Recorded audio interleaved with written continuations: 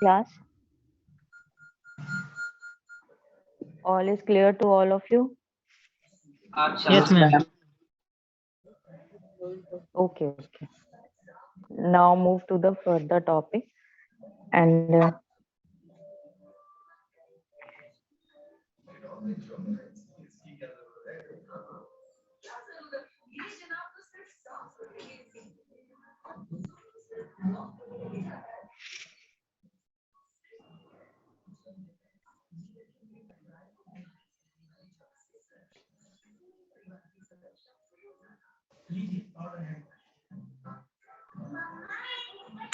No, ma'am, I am not the student of the first sem. I don't know what exactly do you mean by that. But just to let you know, I enrolled for CBS. That's a 6 months program, and this is a certification program. So I am not sure what exactly do you mean by.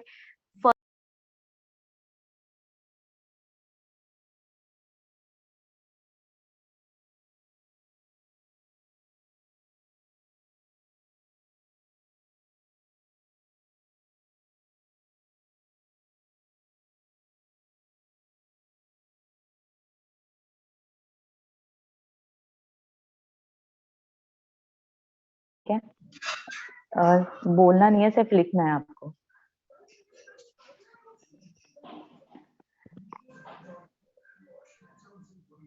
Now the merits of the company. Merits start with the merits of the company. Merits means benefit for a company. ठीक है. Benefit of the company is that large capital. If you invest your money or if you establish a business in the form of a company, so you got a large amount of a capital in form of share or in form of debenture. ठीक है. तो ये एक merit है company की, जो merit एक sole proprietorship में ठीक है, सोल प्रोप्राइटरशिप में नहीं होती है. ठीक है, ठीक है.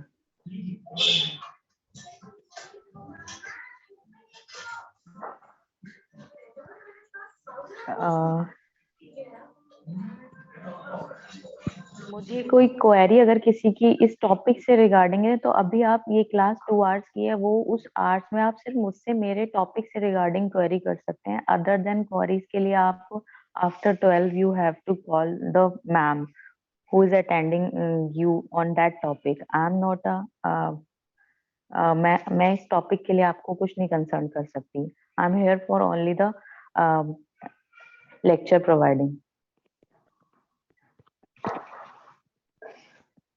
ठीक है, अगर आपको लेक्चर से रिलेटेड कोई प्रॉब्लम है देन आस्क टू मी. अगर आपको अपनी कोर्स से रिलेटेड कोई प्रॉब्लम है तो, या फिर एग्जाम से कुछ भी है, तो वो आप बाद में बात कीजिएगा after 12.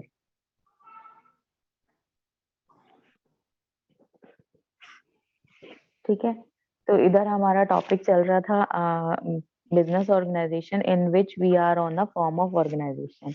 We have completed the 3 form of organization: sole proprietorship, partnership and a company. ठीक है, now we are on a limitation on the merit of a company. So limitation about the merit of a company means benefits which a company has acquired or enjoyed is a large capital. ठीक है, if अगर आप company खोलते हैं तो आपको क्या मिल जाता है? कैपिटल लार्ज अमाउंट में मिल जाता है in form of a share और a debenture. And the liability of a shareholder is very limited. तो इसमें क्या है? हमारी लिमिटेड लायबिलिटीज रहती है.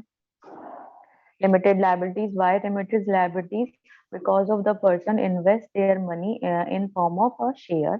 तो जितने उसने अमाउंट के उसने शेयर्स परचेज किए हैं, बाय किए हैं, his liability is up to that point only. ठीक है, तो उसकी लायबिलिटी लिमिटेड रहती है. Stability of existence. ठीक है, a company has a separate legal entity. तो इसकी वजह से इसका क्या है? ये separate legal entity with the person और with the shareholder and the company. और इसका है दैट्स व्हाई ही है it is a perpetual succession. मैंने आपको बताया था कि आपका कंपनी हमेशा चलती रहेगी वेदर द पीपल में गो और अ पीपल में एग्जिस्ट. ठीक है, exit, sorry. Economy of scale.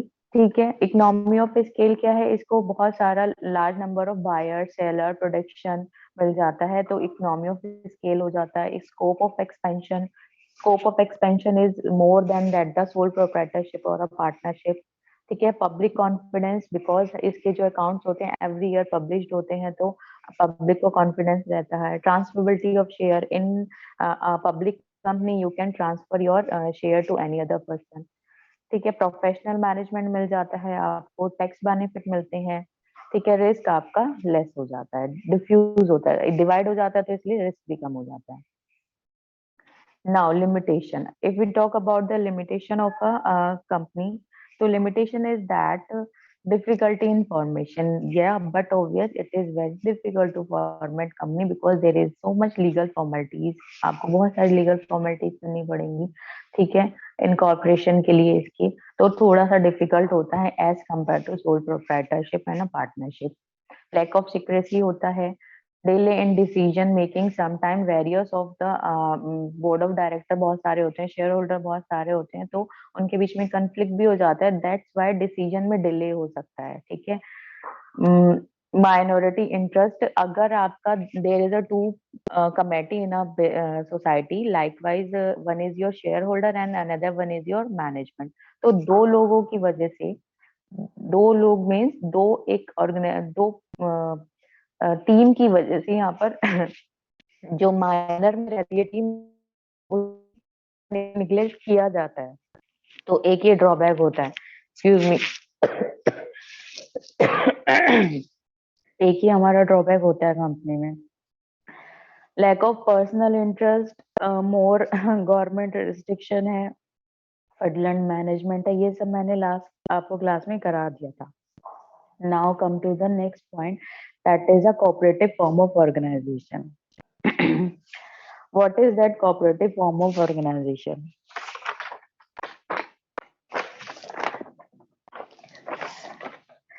Cooperative form of organization 2.5. Yes, cooperative form of organization is just like a company, but the difference between cooperative organization and a company is that company is for the benefit purpose, but the cooperative form of organization is the main purpose of cooperative form of organization is serve in place of profit.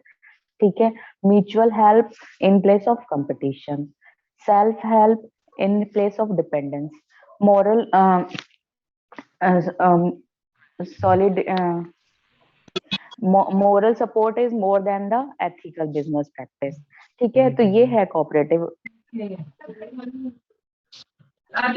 आप please अपने mics mute रखिए. ठीक है, तो cooperative society में क्या है आपका कि ये है more, it is for the service point, not a profit.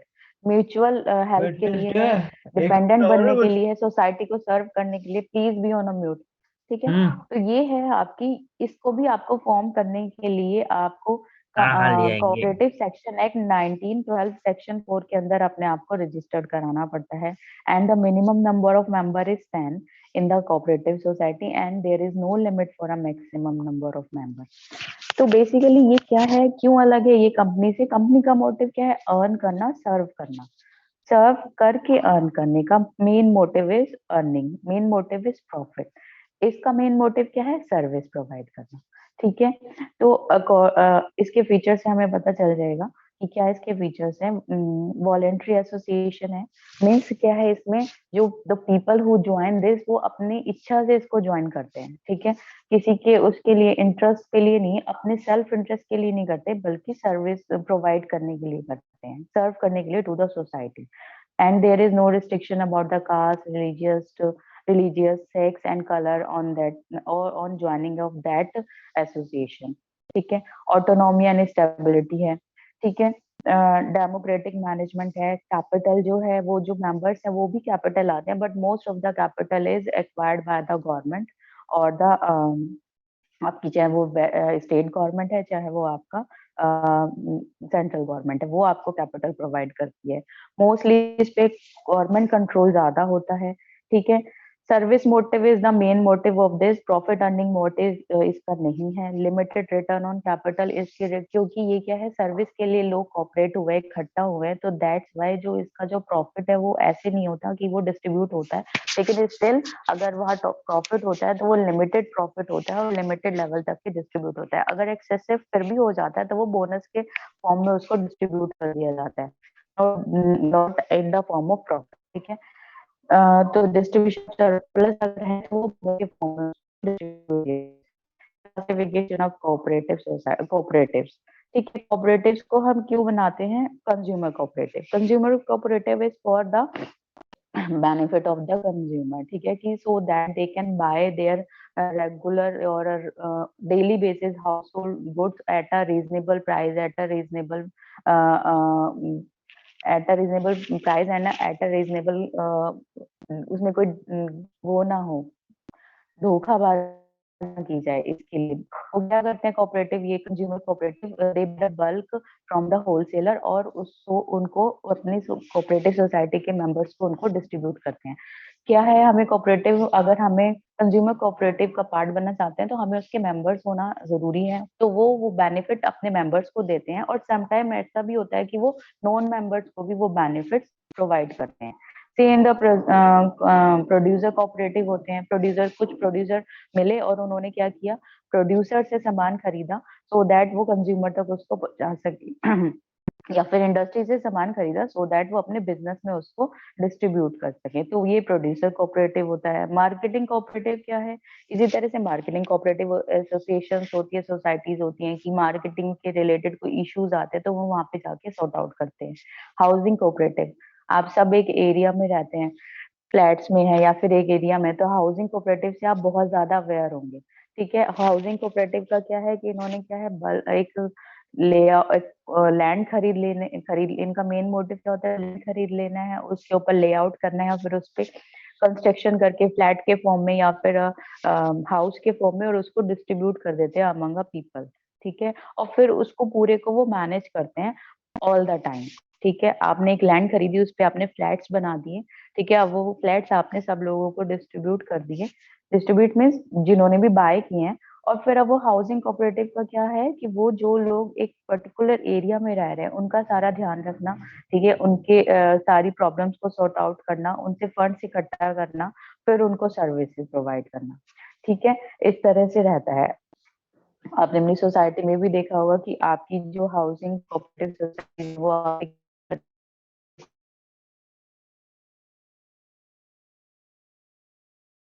Backup या facility of club house, facility of play area, तो ये क्या है, कोऑपरेटिव सोसाइटी के अंदर ही आता है। और आप क्या करते हो, आप उसको एक मिनिमल चार्जेस जो वो चार्ज करते हैं आपसे पर मंथ, आप उसको वो पे करते हो, और उसके जो मेंबर्स होते हैं, minimum members of member 10 and maximum जितने भी वहाँ के जो ओनर हैं वो सब मेंबर्स हो सकते हैं। ठीक है, बट ओनर होना is mandate for that point.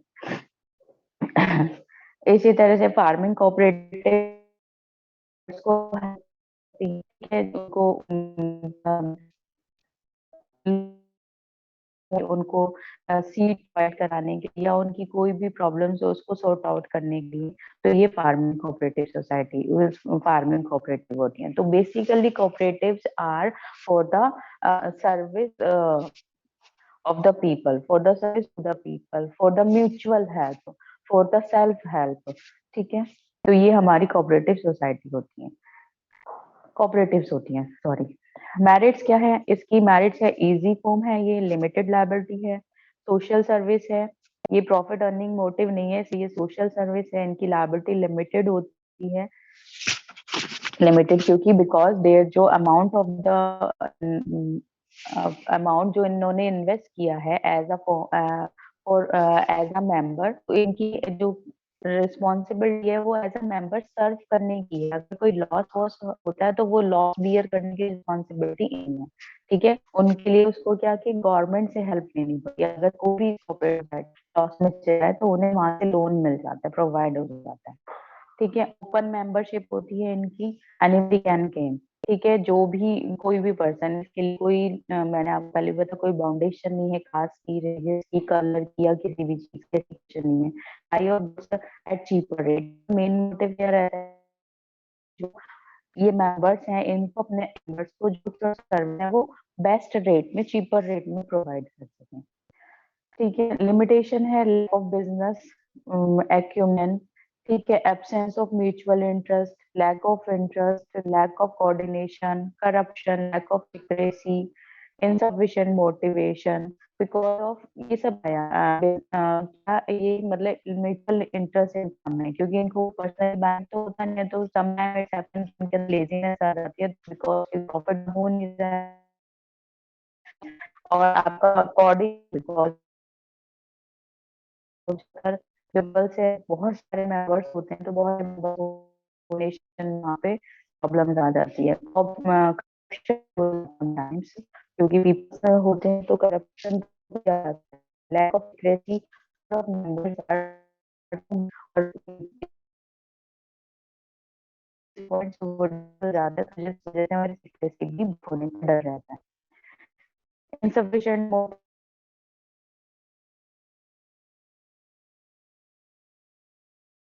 नहीं है कहा is because we are cellular society। एक पॉइंट सोचते हुए हमारे अंदर थोड़ा सा मोटिवेशन की कमी हो जाती है इन कोऑपरेटिव एसोसिएशन। ठीक है, next is form of business organisation.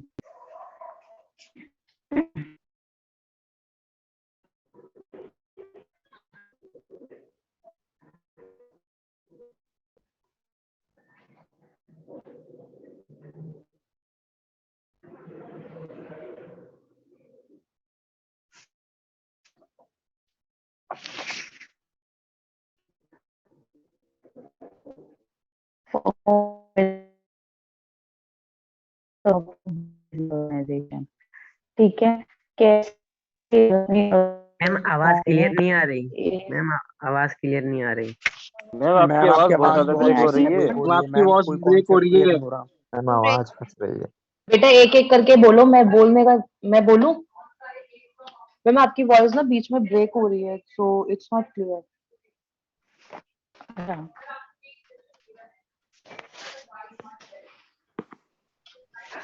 Ma'am अभी लग रहा है कुछ ठीक है? यस मैम, आप थोड़ा सा बेटर है, बट बीच बीच में वॉइस ब्रेकिंग मतलब ज्यादा ही हो रही है। मैम आज कोई प्रॉब्लम होगी, माइट भी, मैंने तो 3-4 अगर आपने हेडफोन्स लगा रखे मैम रिमूव कर सकते हो, मे बी ठीक हो जाए थोड़ा। अच्छा अच्छा, ठीक है, मैं वो रिमूव भी करती हूँ। हाँ जी।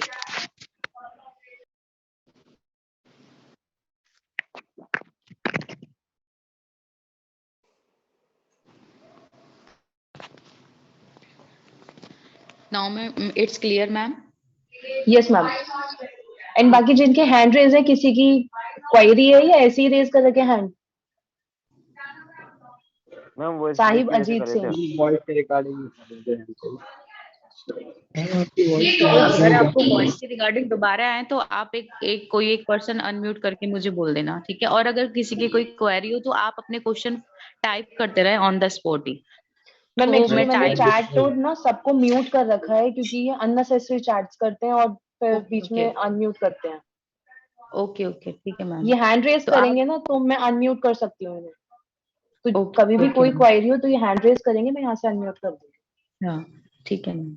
ओके, अगर आपकी कोई भी क्वेरी हो तो प्लीज एकदम से आप हैंड रेज करना, सो दैट वहीं पे वो पॉइंट क्लियर हो जाए। क्लियर है?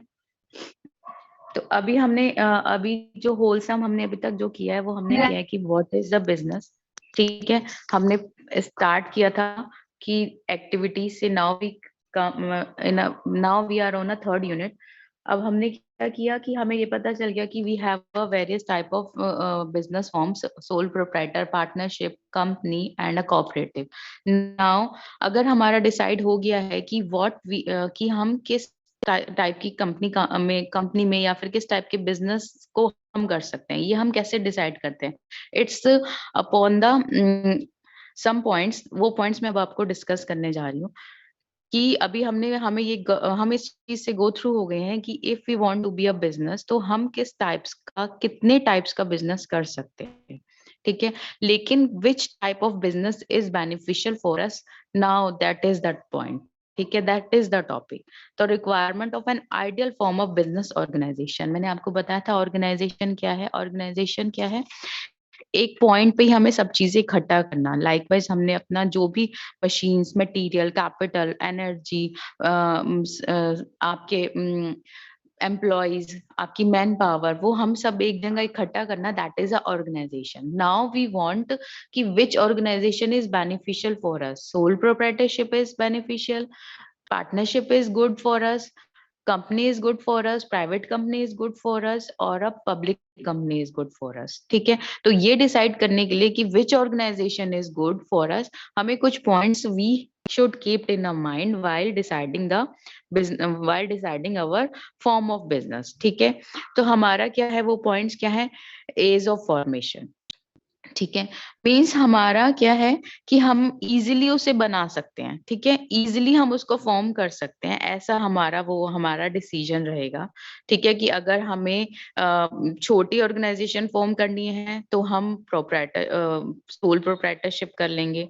बड़ी ऑर्गेनाइजेशन फॉर्म करनी है तो हमारे लिए वो भी ईज है, मतलब हर चीज ईज है जिसमें हमारी लीगल फॉर्मेलिटीज, प्रोसीजर्स, ठीक है, लाइसेंसिंग, डॉक्यूमेंटेशन, जो भी हमारी उसकी रिक्वायरमेंट है हम उसको फुलफिल करें। स्कोप ऑफ रेजिंग कैपिटल, ठीक है, कि जो हमारा है बिजनेस है उसमें हमारा क्या स्कोप ऑफ फॉर्म कैपिटल को रेज करने का।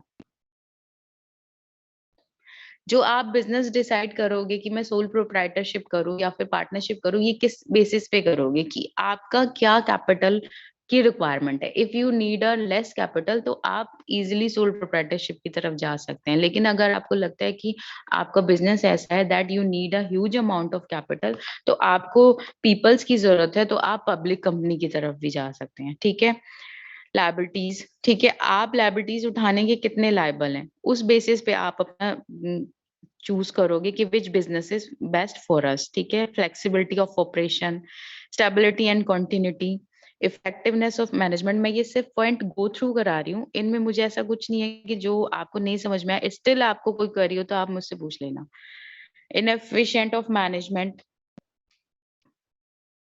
Business secrecy, tax burden, ownership progressive, ठीक है। इन पॉइंट्स को माइंड में रख के हम अपनी ऑर्गेनाइजेशन खोलेंगे कि मुझे मैं कितना टैक्स देने के लिए लायबल हूँ, मतलब कितना टैक्स दे सकने के लिए कैपेबल हूँ, बर्डन उसका कितना बियर करने के लिए कैपेबल हूँ, ऑनरशिप मेरे अंडर चलेगी, सिर्फ मेरे अंदर चलेगी तो मैं कंटिन्यूस कर सकता हूँ वर्क को या नहीं कर सकता हूँ, ठीक है। लायबिलिटीज उठाने के लिए कितना हूँ, फ्लेक्सिबिलिटी इन ऑपरेशन, मुझे और लोगों की भी जरूरत पड़ेगी अपने बिजनेस को कंटिन्यू करने के लिए। सपोज आपको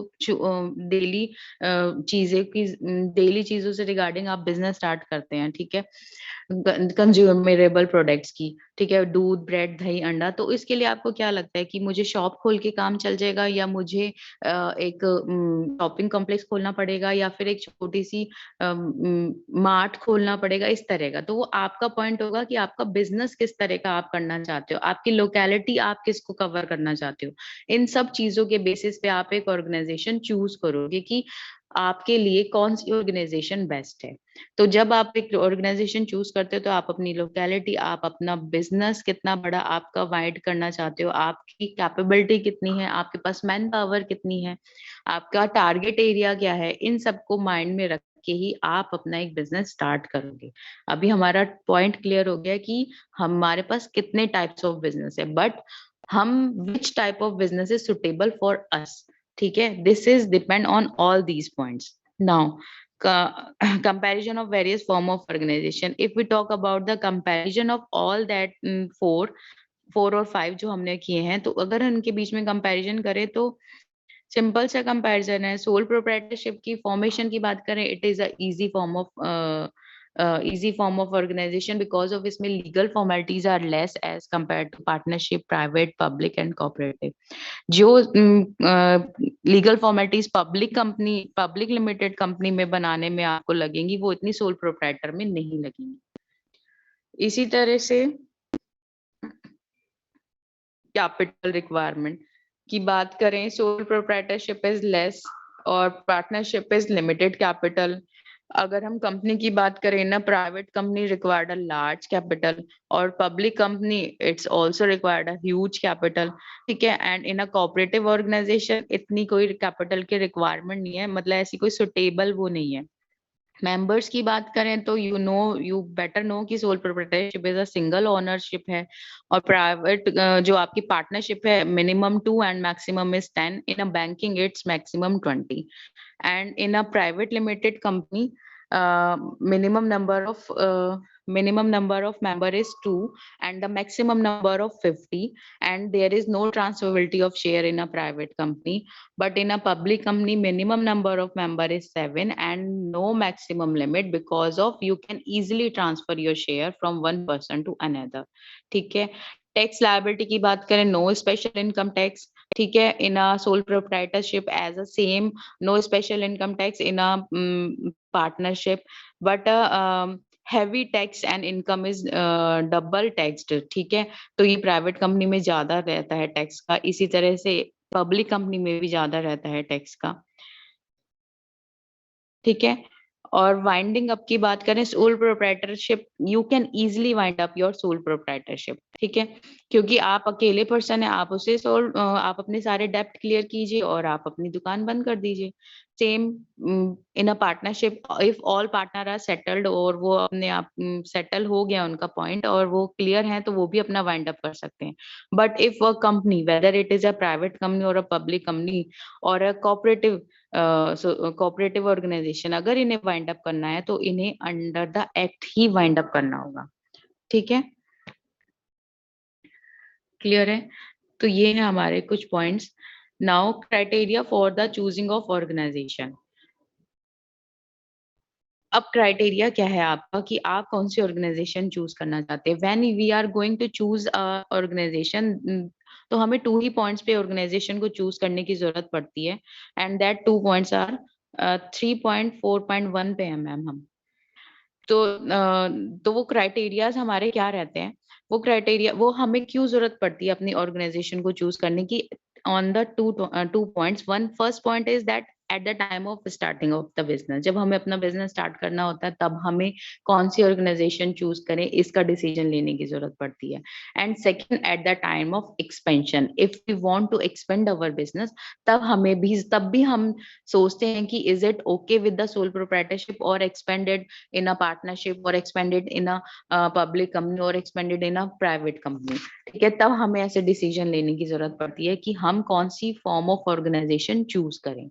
तो देयर इज ओनली 2 पॉइंट जब हमें चूज करने के लिए सोचना पड़ता है। क्लियर? तो क्राइटेरिया और eight the time of starting a business, अगर हम बिजनेस स्टार्ट कर रहे हैं तो उस समय हमें कौन कौन से क्राइटेरिया माइंड में रखने पड़ेंगे कोई भी फॉर्म ऑफ ऑर्गेनाइजेशन चूज करने के लिए, ठीक है। First is your nature of business, what is the nature of your business, ठीक है। अगर suppose for example a big cement manufacturing activity and a retail cement shop can not have the same form of organisation. अगर आप cement की industry लगा रहे हैं या सीमेंट की मैन्युफैक्चरिंग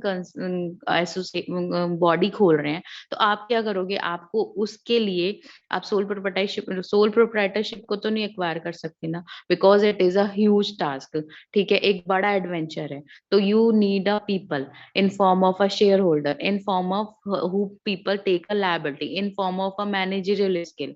तो आप नेचर ऑफ बिजनेस को माइंड में रख के ही अपनी ऑर्गेनाइजेशन चूज करेंगे, ठीक है। अगर आपका ह्यूज बिजनेस है तो ऑब्वियसली है आप पार्टनरशिप पे जाओगे या फिर कंपनी फॉर्मेशन में जाओगे। अगर आपका बिजनेस छोटा है, ठीक है, तो आप सोल प्रोप्राइटरशिप से भी स्टार्ट कर सकते हैं। Now volume of business, volume of business same thing कि आपका क्या है, स्मॉल स्केल इंडस्ट्रीज है या लार्ज है, वॉल्यूम कैसा है, अमाउंट ऑफ कैपिटल रिक्वायरमेंट कैसी है, ठीक है, उस बेसिस पे आप अपना चूज करेंगे।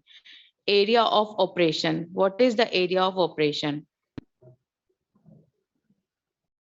कि आपका ऑपरेशन का एरिया क्या है। Business also influence that the choice form of organisation, if the area is limited and the confined to a particular locality, the suitable form of organization may be sole proprietorship. ठीक है.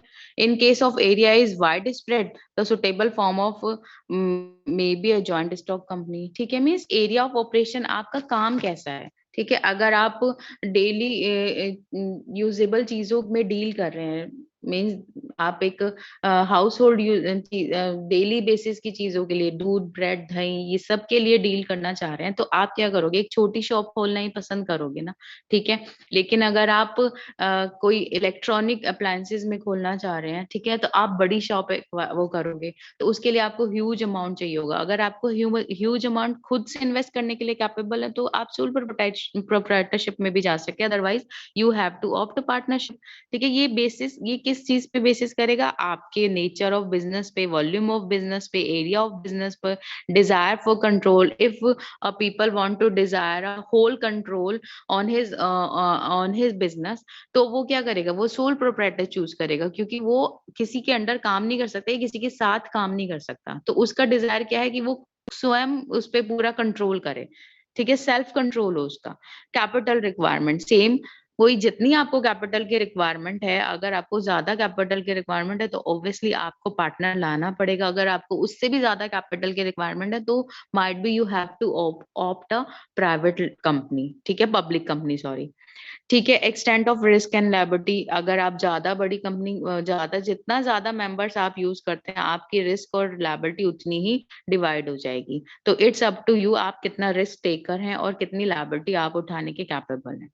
Government regulation, जितना भी बड़ा form of organization खोलोगे, partnership, sorry, public company या private company, तो आपका government का रेगुलेशन उतना ज्यादा बढ़ेगा. ठीक है. एक सोल प्रोप्राइटर को चार्टर्ड अकाउंटेंट से अपने ऑडिट कराने की जरूरत नहीं है, लेकिन एक प्राइवेट कंपनी और पब्लिक कंपनी को जरूरत है. तो मीन्स आपके गवर्नमेंट रूल्स एंड रेगुलेशन उतनी ही बढ़ते चले जाएंगे जितनी आपका वाइडर होता जाएगा बिजनेस. मीन्स आप जो भी आप कंपनी चूज करेंगे, तो ऑब्वियसली आपके रेगुलेशन गवर्नमेंट के हाथ में ज्यादा होंगे. आप सोल प्रोप्राइटर चूज करेंगे तो जो रूल्स एंड रेगुलेशन वो कम होंगे एज कंपेयर टू कंपनी. ठीक है. तो these are the some point. अब criteria at the time of expansion, expansion के समय भी हमें जरूरत पड़ती है कि sole proprietorship is okay with us और नॉट. ठीक है. जब हमें एक्सपेंड करना है, if you are a branch in a some place और आप दूसरी ब्रांच खोलना चाहते हैं, एक्सपेंशन करना चाहते हैं, ब्रांचेस में एक्सपेंशन करना चाहते हैं, या फिर अपने प्रोडक्ट में एक्सपेंशन करना चाहते हैं. You are dealing in a textile but now you want to deal in a finished cloth, तो आप एक्सपेंशन कर रहे हैं, तो उस समय आपको कौन सी फॉर्म ऑफ ऑर्गेनाइजेशन सुटेबल होगी, वो आप चूज कर सकते हैं एट दैट पॉइंट ऑल्सो. ठीक है. तो दीज आर दैट थिंग्स. ये है हमारा फॉर्म ऑफ ऑर्गेनाइजेशन. क्लियर है hopefully. Now move to the unit 4, business promotion.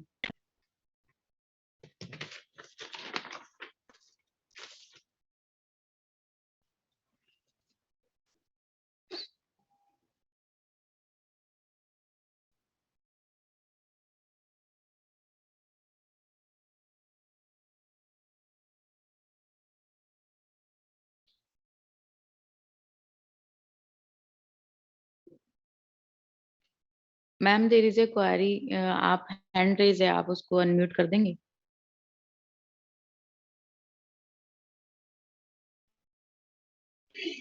Hello. Yes.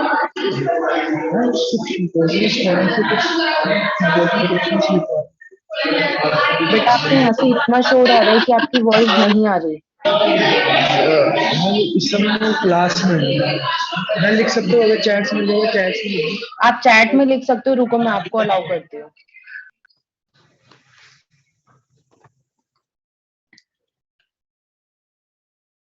Yes, you can type here.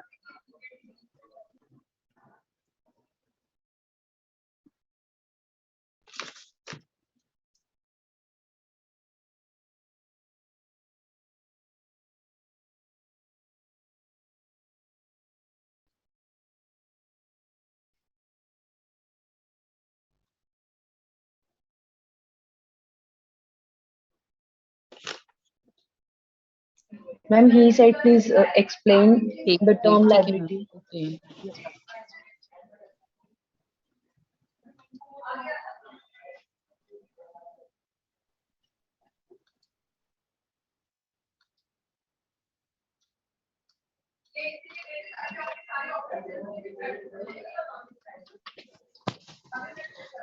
You are saying liability. I have to explain liability na.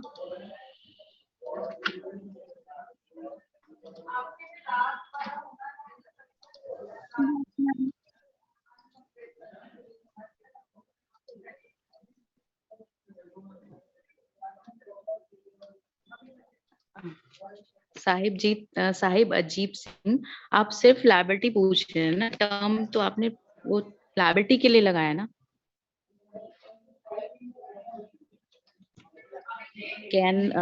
Ma'am can the, मैं पहले आपकी queries लेती हूँ इस topic तक की ना। Ma'am can the investor invest in sole proprietorship firm?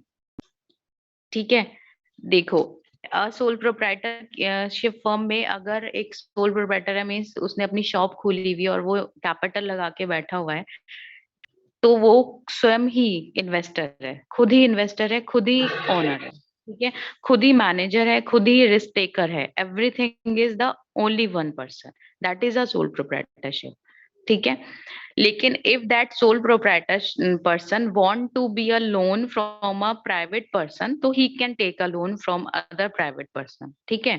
Means आप बिजनेसमैन हो, आपने अपनी खुद की शॉप खोली हुई है, आपने खुद का कैपिटल लगाया हुआ है, लेकिन अभी आपको पैसे की जरूरत है, you can take a loan from the bank, from the financial institution और फ्रॉम द सिंपल पर्सन, ठीक है। आप अपने फैमिली मेंबर से लोन ले सकते हैं, आप अपने रिलेटिव से भी लोन ले सकते हैं, ठीक है। On that loan you have to pay interest to that person, ठीक है। ये होता है सोल प्रोप्राइटरशिप, ठीक है। उसके बिजनेस में कोई ऐसे इन्वेस्ट नहीं, वो अपना लोन रेज कर सकता है, बैंक से भी कर सकता है, किसी भी फाइनेंशियल इंस्टीट्यूशन से कर सकता है, और किसी भी फैमिली मेंबर से भी कर सकता है, ठीक है।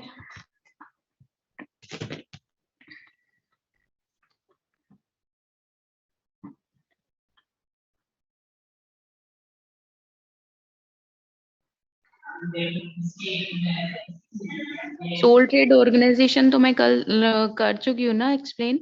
Soul trade organisation is simply कि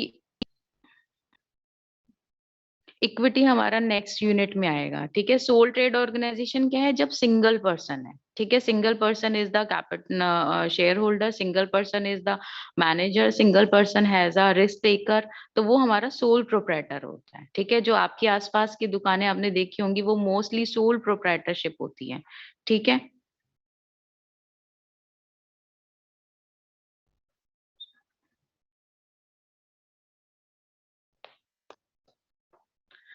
When if you आकाश, पहले मैं आकाश का क्लियर कर दूं, सोल प्रोप्राइटरशिप के बारे में आकाश ने पूछा। Now his another question is, और जब 2% हो तो, अगर सोल प्रोप्राइटर में सिंगल ओनरशिप होती है, लेकिन इफ देयर इज अ 2% तो you have to go with the partnership. अगर आपकी सोल प्रोप्राइटरशिप चल रही है और अचानक से नहीं, कोई एक और पर्सन उसमें ज्वाइंट होना चाहता है, तो आपको अगेन अपने आप को रजिस्टर्ड कराना पड़ेगा इन अ पार्टनरशिप एक्ट, ठीक है। नाउ कोऑपरेटिव, ठीक है। कोऑपरेटिव मैंने आपको बताया है, जैसे ऑर्गेनाइजेशन, जैसे कंपनीज होती हैं, लेकिन कोऑपरेटिव फॉर्म ऑफ ऑर्गेनाइजेशन क्या होती हैं? दे सर्व इन प्लेस ऑफ प्रॉफिट, ठीक है। इनका मेन मोटिव है सर्विंग है, म्यूचुअल हेल्प है, सेल्फ हेल्प है, और क्या है इनका अनएथिकल बिजनेस प्रैक्टिस से बचाना है लोगों को, ये है इनका कोऑपरेटिव का, ठीक है। इंपॉर्टेंट पॉइंट एंड क्वेश्चन मैं आपको लास्ट क्लास में शेयर कर दूंगी। लायबिलिटीज, हाँ, लायबिलिटीज क्या होती है? Liabilities which a businessman is liable to pay, ठीक है, ठीक है। लायबिलिटीज क्या है आपकी? देखो, एक बिजनेसमैन है, चाहे वो सोल प्रोप्राइटर है, चाहे वो पार्टनरशिप है, चाहे वो ऑर्गेनाइजेशन है, ठीक है। आपने अपना बिजनेस सेटअप किया, तो अगर हम कंपनी के पॉइंट ऑफ व्यू से बात करें, कंपनी ने जितना भी पैसा एक्वायर किया है, जिस भी फॉर्म में एक्वायर किया है, कैपिटल की फॉर्म में किया है, चाहे डेब्ट की फॉर्म में किया है, मीन्स लोन की फॉर्म में किया है, चाहे क्रेडिटर से लिया है, तो वो सब क्या है? उसकी लायबिलिटी है। इवन शेयर होल्डर से भी अगर उसने पैसा लिया है ना, इवन मतलब जो इन्वेस्टर है ओनर ऑफ द कंपनी है, उसका भी पैसा कंपनी के लिए लायबिलिटी है, because of there is a one feature of a company जो अभी हमने डिस्कस किया था लास्ट क्लास में, that company and a member of a company have a different entity, दोनों की एंटिटी अलग है। ठीक है,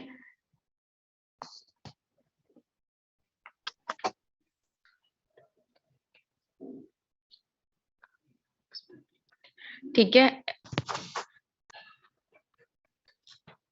तो ये है हमारी लायबिलिटी की जो मैं बात कर रही हूँ, ये सिंपल एक वर्ड मेरे को किसी ने पूछा है, लायबिलिटी क्या है। लायबिलिटी ये है कि बिजनेस के पास जितना भी पैसा आया है, चाहे वो ओनर से आया है, चाहे वो डेटर से आया है, चाहे सॉरी क्रेडिटर से आया है, चाहे हमने लोन लिया है, चाहे हमने डिबेंचर इशू किए हैं, वो सब हमारी लायबिलिटी है।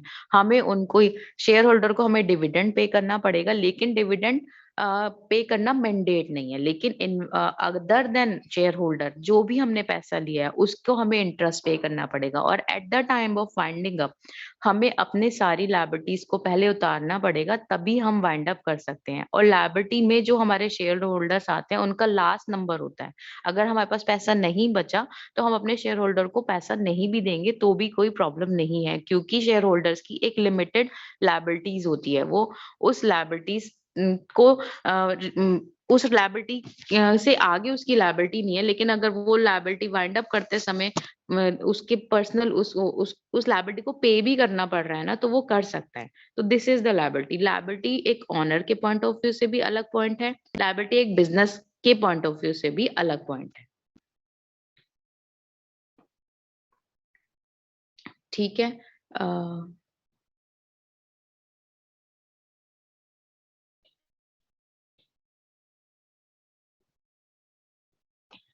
Ira I think you have clear about the liability.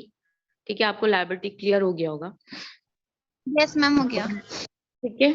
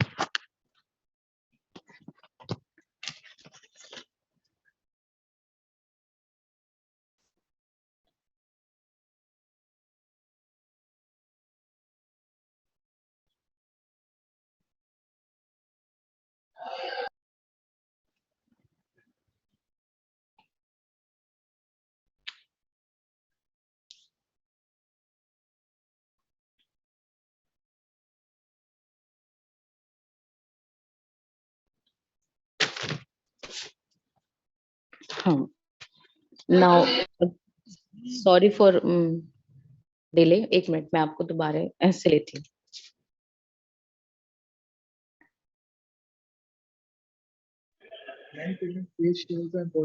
Now move to the next topic, एक फॉर्म ऑफ बिजनेस ऑर्गेनाइजेशन। ठीक है, थर्ड, ये क्लियर हो गया ना हमारा बिजनेस ऑर्गेनाइजेशन? नहीं, now move to the fourth point, fourth topic.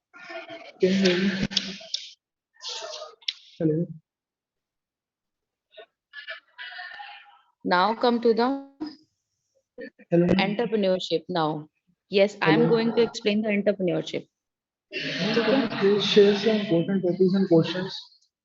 हाँ, मैंने बोला ना, in last class I will explain you some important questions and all, क्योंकि अभी तो हमारा करवा फर्स्ट दीजिए, थोड़ा सा माइंड में भी रहेगा, हम उसको पढ़ लेंगे। मैम सबसे पहला पेपर आपका ही है। अच्छा, तो मैं कल करवाऊँ मार्क? आप स्क्रिबल से कर दो ना, आई विल टेक इट। पहला पेपर कंप्यूटर का है ना? वो विजन ऑर्गेनाइजेशन का होगा सबसे पहला पेपर। अभी मतलब हम बिजनेस पोर्शन पे चलते हैं, मैं आपको मार्क करा दूंगी, लेकिन जो भी मैंने पॉइंट्स कराए हैं फिर भी मैं आपको मार्क ऑलरेडी करा दूंगी। मैंने नोट आउट कर लिया है, बट स्टिल आप ना थोड़े से एंटरप्राइजेस का अगर कोई एंटरप्राइजेस में कोई मेन पॉइंट आता है प्लीज स्क्रिबल। एंटरप्राइजेज में हाँ जी मैम, कोई भी एक इम्पोर्टेंट मैं टॉपिक मतलब कोई भी पॉइंट आता है यूनिट तो 4 ही कराने स्क्रिबल। जा रही हूँ। मैं यूनिट 4 ही करा रही हूँ, उसमें ही एंटरप्रेन्योरशिप है और मेरे को समझ नहीं है आपका पॉइंट ना। लाइक कि अगर कोई इम्पोर्टेंट पॉइंट आता है एंटरप्राइजेस में तो उसको अच्छा आप अच्छा, एक बार हाईलाइट तो कर मैं देना, आप उसको एक एट बार द मार्क। पॉइंट ही हाईलाइट करूँ? ठीक है ठीक है हाँ जी, ठीक है ठीक है और अगर ठीक उससे है। कोई रिलेटेड क्वेश्चन होता है तो प्लीज करवा दो, मैं लिख लूंगा उसको। तो जो अभी तक आपके फर्स्ट टॉपिक में जो इम्पोर्टेंट टॉपिक है वो कंपनी है। Company, feature of a company, what is a company, ठीक है। Types of a company, private company और अ पब्लिक कंपनी, ठीक है। Mostly private and public company में different company and the feature of a company है, ठीक है। और अभी जो मैं प्रमोशन आपको करा रही हूँ वो प्रमोशन है, ठीक है। अब now come to the point promotion. There is a one point, what is entrepreneur, ठीक है। तो if we talk about the entrepreneur is that person who got the innovative idea in his mind first, ठीक है।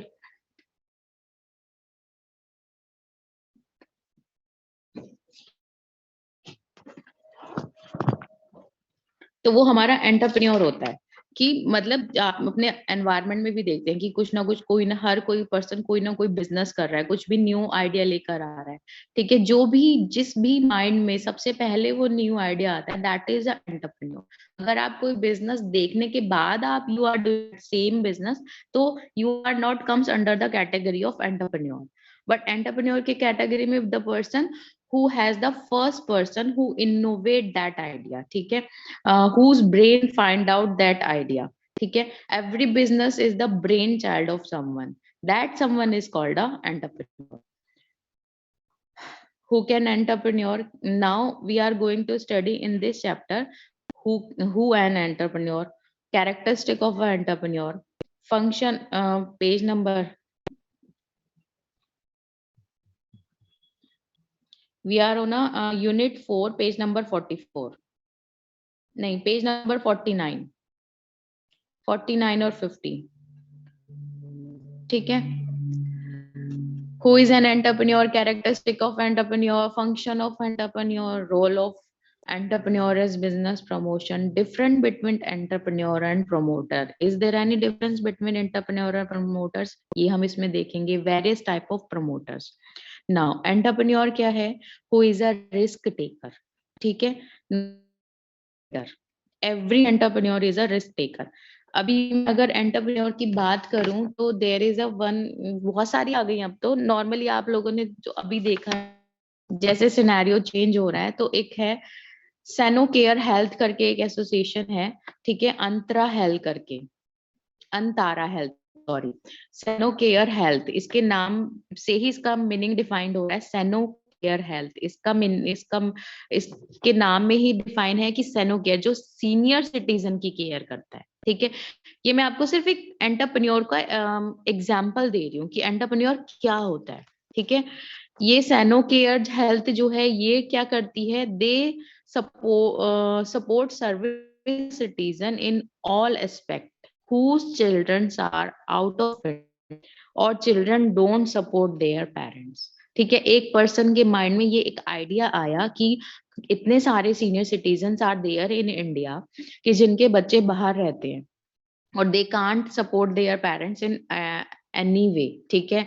किसी भी form में वो अपने पेरेंट्स को सपोर्ट नहीं कर पाते, neither in the hospital point of view, neither in the medical point of view, nor in the daily basis things के बेसिस पे भी उनको हेल्प नहीं कर पाते। तो एक ऐसी सैनो केयर हेल्थ या अंतारा हेल्थ ने, जो कि मैक्स हॉस्पिटल की यूनिट है, उन्होंने एक ऑर्गेनाइजेशन स्टार्ट की है जिसके अंदर ये क्या करते हैं कि सीनियर सिटीजन जो इनके मेंबर बन जाते हैं, ठीक है, उन सीनियर सिटीजन को एवरीथिंग दे प्रोवाइड, ठीक है। उनका सुबह से लेके रात तक की सारी उनकी जो उनको नीड्स होती हैं, लाइक उनके डेली बेसिस के ब्रेड, वेजिटेबल्स, आपका वीट्स, ग्रेन, जो भी है, इवन डॉक्टर अपॉइंटमेंट, अगर उनको कोई टेस्ट कराने हैं, मेडिकल टेस्ट कराने हैं, वो सर्विसेज प्रोवाइड करना। मीन्स अगर है वो इस ऑर्गेनाइजेशन के अंडर में जुड़ गया तो उसको बहुत सारी बेनिफिट्स मिलते हैं।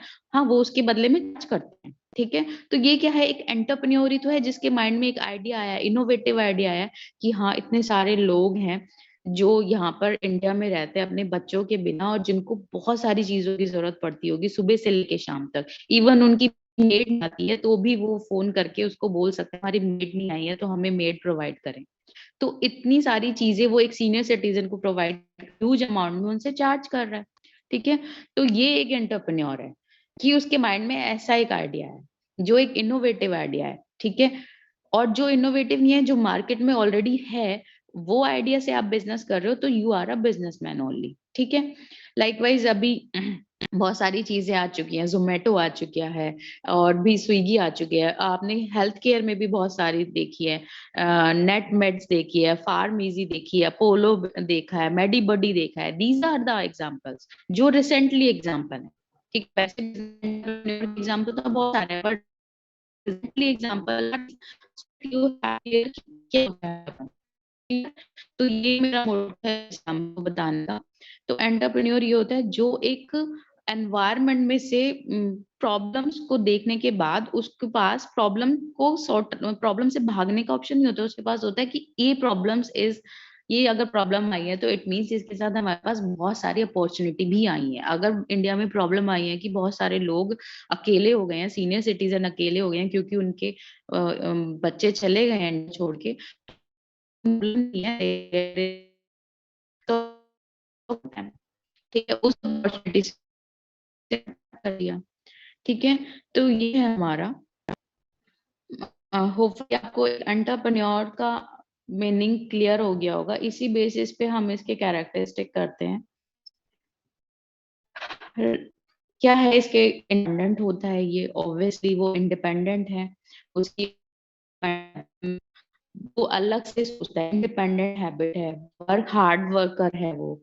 ठीक है, डिजायर टू अचीव गोल है उसके पास। ठीक है, डायनामिक आउटलुक है, मतलब वो दूर तक सोचता है। मैंने सोचा कि मेडी बड़ी एक चीज हो सकती है कि मेडी क्या कर रही है आज के टाइम में। मेडी बड़ी आपको सिर्फ मेडिकल प्रोवाइड नहीं कर रही है, वो आपको डॉक्टर फैसिलिटी भी कोई प्रोवाइड कर रही है, वो आपको ऑनलाइन कंसल्टेशन भी प्रोवाइड कर रही है। तो मीन्स हमें क्या करना है, फोर्थ फिटनेस होना चाहिए, डायनामिक आउटलुक होना चाहिए, हमारा ओपन माइंडनेस होनी चाहिए।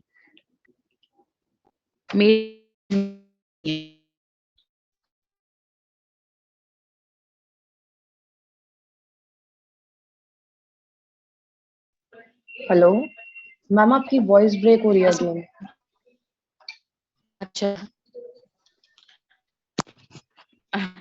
अभी क्या है? नो मैम, बहुत ब्रेकिंग हो रही है।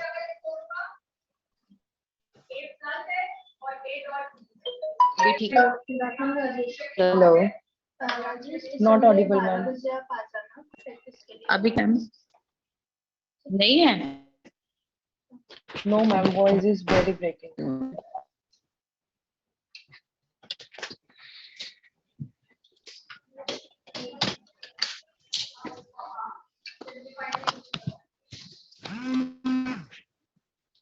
Is it clear? Yes ma'am.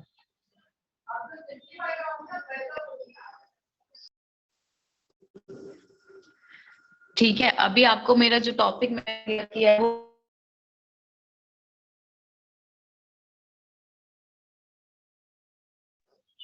Hello ma'am, voice नहीं आ रही आपकी। मैम आवाज नहीं आ रही है आपकी। मैम वॉइस नहीं आ रही है आपकी मैम। कोई इशू अभी तक कुछ मैम आपकी वॉइस में बहुत ज्यादा मैम प्रॉब्लम हो आपकी रही है, आवाज बहुत बीच कट बीच में रही है। बिल्कुल क्लीन हो रही है, आ ही नहीं रही मैम। अच्छा, यहाँ तो आ रहा है मैम। अभी भी ब्रेक हो रही है। यस मैम अभी भी ब्रेक हो रही है। बेटा कोई एक जना बोलो, मैम को समझ आ जाएगी। मैम आपकी आवाज बहुत ज्यादा ब्रेक हो रही है बीच बीच में, और अभी तो बिल्कुल गायब हो गई थी, आपकी आवाज ही नहीं आ रही थी। अच्छा, वक्त तो यहाँ पे फुल आ रहा है, मुझे तो समझ नहीं आ रहा। बट मैम वॉइस बहुत ब्रेक हो रही है, आप एक बार लीव करके दोबारा ज्वाइन कीजिए। Hello hello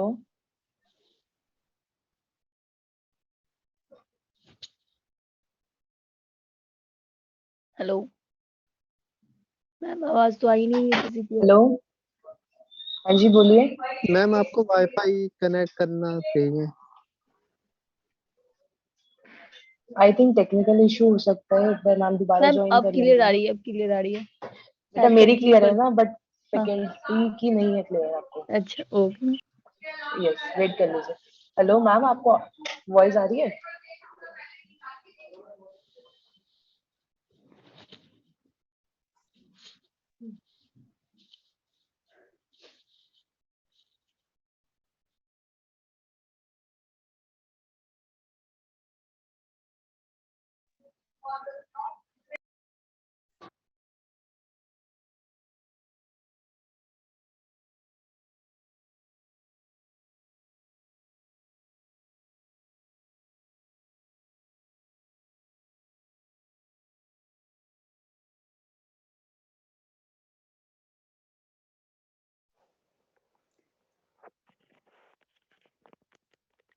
Now I suddenly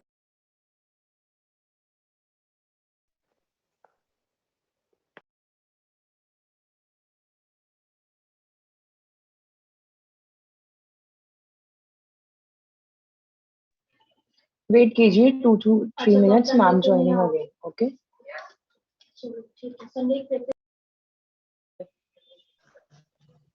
ठीक है, स्टिल मैं एक बार। बस में कंटिन्यू कर लेंगे, एक बार आप ट्राई कर।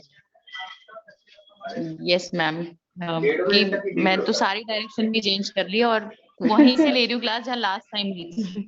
ओके मैम, हो सकता है पीछे से नेटवर्क में इशू हो, कुछ टेक्निकल इशू। तो आप एक बार ट्राई कर ठीक। लीजिए, अगर होता है तो नहीं तो नेक्स्ट क्लास में कंटिन्यू हम्म, करेंगे। ठीक है ठीक है।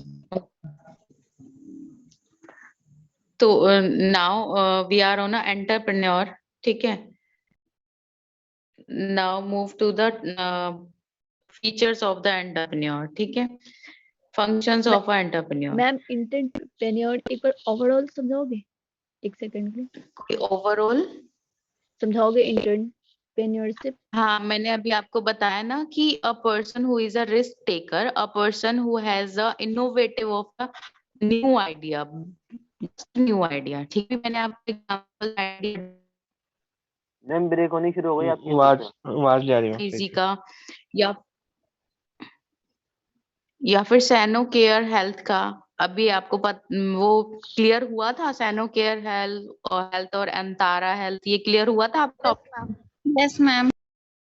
हाँ, तो यही एक एंटरप्रेन्योर जो एक न्यू आइडिया इनोवेट करता है, जो जिस फर्स्ट टाइम आइडिया आता है, दैट इज फिर एंटरप्रेन्योर। हो गई मैम। मैम मैम आवाज आपकी ब्रेक हो आवाज रही है। गई। Ma'am your voice breaking. Okay, जैसे कंटिन्यू करते हो ना फिर ब्रेक होने लगती है। मैम वापस मैम आपका वाईफाई है या hot?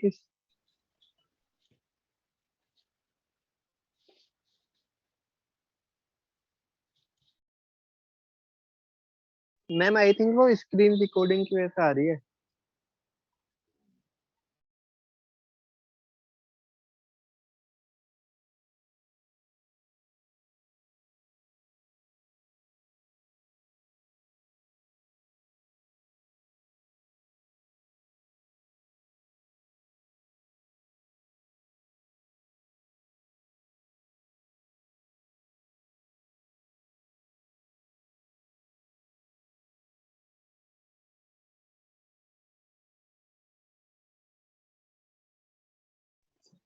Hello, now I am audible. Yes ma'am, it's fine. Yes ma'am. Yes ma'am, yes ma'am. Okay, अभी शायद नहीं जाएगी क्योंकि अब मैंने बिल्कुल ही प्लेस चेंज किया, ठीक है।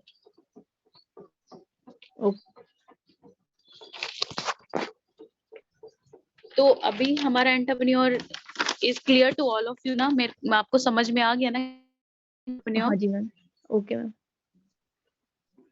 ठीक है, तो दिस इज द मतलब आपको अगर एंटरप्रेन्योर के बारे में जानना है ना, तो आपको सिर्फ अपने एनवायरनमेंट में ही ढूंढना है, दैट इज एंटरप्रेन्योर।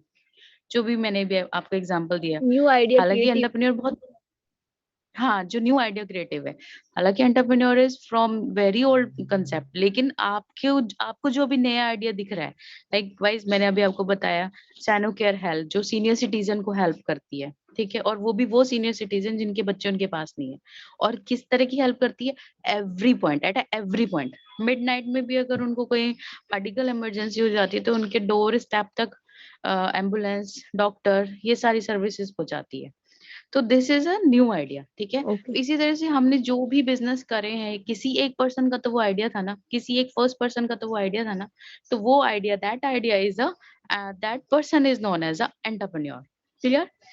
तो the entrepreneur, the feature of the entrepreneur is a risk taker, ठीक है, not a risk avoider. Sometimes it's happen कि a businessman can be a risk avoider, but entrepreneur can't be a risk avoider. Clear? तो इसका ये है feature, और features मैंने आपको बताए थे कि हार्ड वर्कर होता है, इंडिपेंडेंस, ठीक है, डिजायर टू अचीव गोल है, फोरसाइटनेस है, मतलब पहले से ही वो चीजों को कंसीडर करके रखता है, these are the points, these are the opportunities, ठीक है। बेसिकली उसके लिए प्रॉब्लम्स नहीं होती, उसके लिए problems is a box of opportunity, ठीक है, या फिर हम ये कह सकते हैं कि उसको वो एक कंसीडर करता है कि उसके लिए एक नया कुछ काम करने का एक मौका मिला है, ठीक है। तो दिस इज द एंटरप्रेन्योर। और वर्किंग रिलेशनशिप, गुड ऑर्गेनाइजर है, इनोवेटिव एप्टीट्यूड है एवरी टाइम। एक एंटरप्रेन्योर, इट डजंट मीन कि वो एक बार उसने कुछ इनोवेशन किया तो वो अगली बार इनोवेट करना छोड़ देगा, ठीक है। Every time at the every stage he keep thinking, ठीक है, ही कीप अपना कुछ नया का नया निकालने की कोशिश करता है, ठीक है। तो these are the entrepreneur. Function of entrepreneur क्या है? Development of an idea and explore opportunity. Obviously एक आइडिया को डेवलप करना है और एक अपॉर्चुनिटी को एक्सप्लोर करना है, जितनी भी अपॉर्चुनिटी उन जितनी भी पॉइंट्स है उसमें अपॉर्चुनिटी को ही एक्सप्लोर करना उसका मोटिव है। इवन डिफिकल्ट पॉइंटों को भी उसमें अपॉर्चुनिटी ढूंढना उसका इज अ इनोवेटिव वो है उसका। प्रोडक्ट एनालिसिस एंड मार्केट सर्वे है आइडिया, मैं ये आपकी बुक में से ही रीड कर रही हूँ, ठीक है। Decide form of organization, decide location, collect necessary capital, place or order for machinery, requirement of labor, design internal organization structure, fulfill formalities and launch enterprise, ठीक है।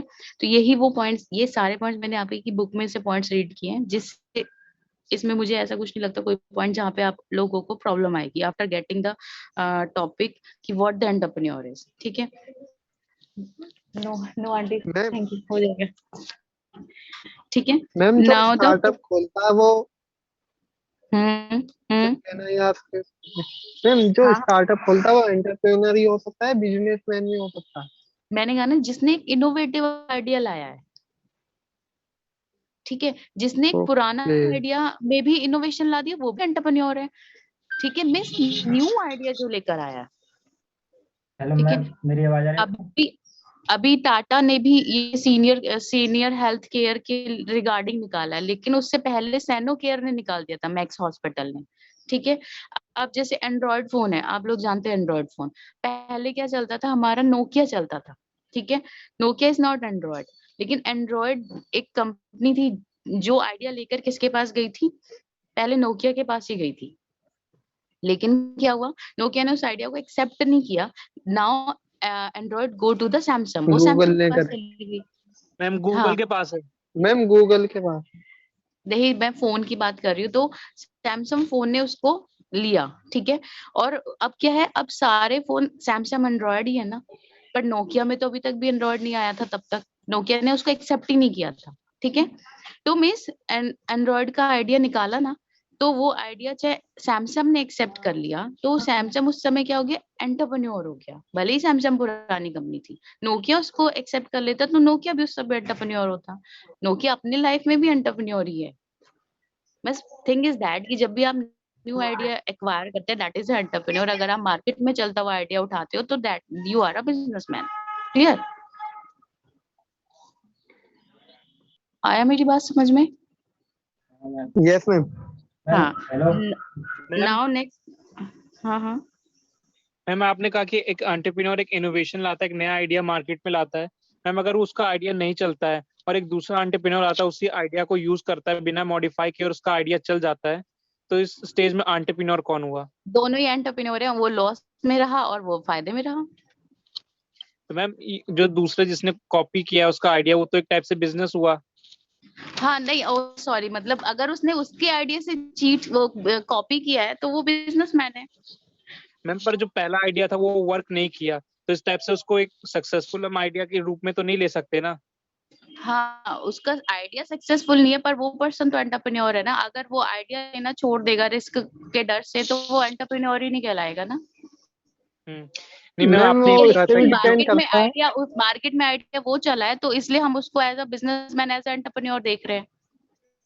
ठीक है, मैं ये कह रही हूँ कि एक एंटरप्रेन्योर बिजनेसमैन हो सकता है, लेकिन every businessman is not an entrepreneur.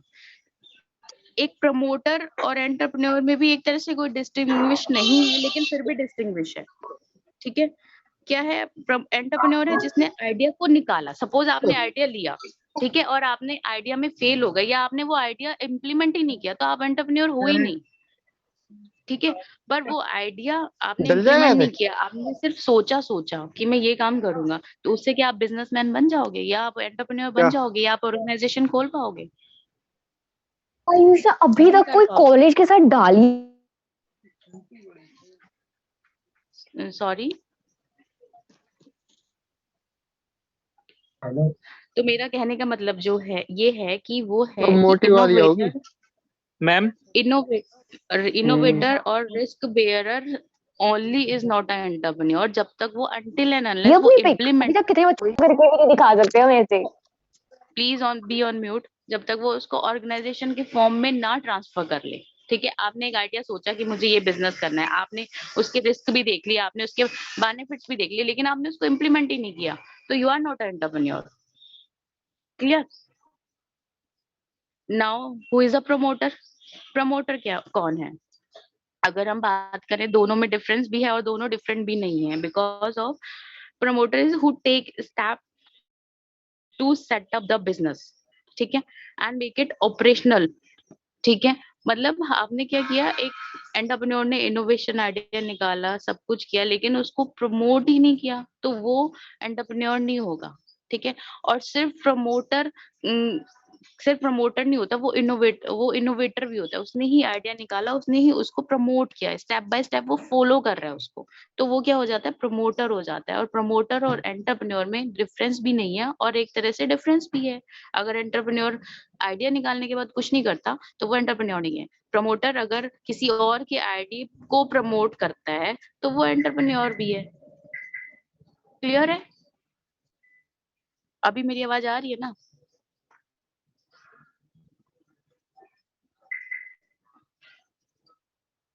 Hello? Yes ma'am आ रही है बस। ठीक है, हो गया, ये वाला पॉइंट क्लियर हो गया हमारा। प्रमोटर्स अब है हमारे टाइप्स ऑफ प्रमोटर्स हो गए। प्रमोटर्स टाइप ऑफ प्रमोटर है प्रोफेशनल प्रमोटर। प्रोफेशनल प्रमोटर क्या करते हैं, ये क्या है,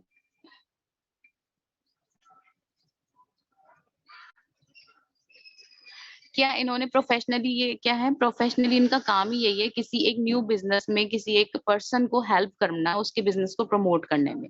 तो they will charge there fees, उसको प्रमोट कराते हैं, ठीक है, उसको एस्टेब्लिश कराते हैं, और उसको जब वो सब कुछ सेटअप हो जाता है उसको हैंड ओवर करते हैं और चले जाते हैं अपना चार्जेस करके। ठीक है, प्रोफेशनली ये काम करते हैं किसी बिजनेस को प्रमोट करने में।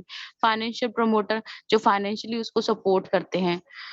Financial suitable and looking forward for new opportunity for investment means एक तरह से फाइनेंशियल प्रमोटर्स क्या है, आप एक इन्वेस्टर है, इन्वेस्टर के पॉइंट ऑफ व्यू से सोच सकते हैं कि जिनका क्या है, न्यू आइडिया मार्केट में आया, उसमें इन्वेस्ट कर दिया और उस आइडिया को प्रमोट करने में हेल्प किया थ्रू फाइनेंस, तो वो फाइनेंशियल प्रमोटर होगा।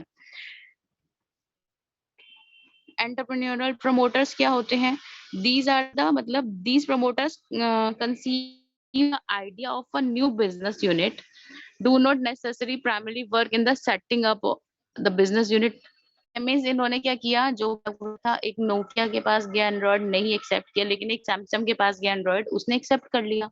ठीक है, तो ये इस तरह से एंटरप्रेन्योर प्रमोटर हो गए। ठीक है, जो न्यू आइडिया को रिस्क टेकर होते हैं हो गए। ठीक है, इंस्टीट्यूशनल प्रमोटर्स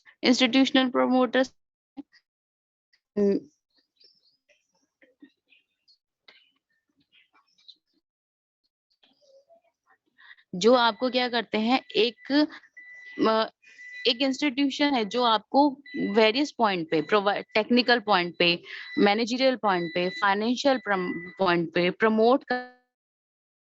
गवर्नमेंट भी आपको कई चीजों पे हेल्प करती है किसी न्यू आइडिया को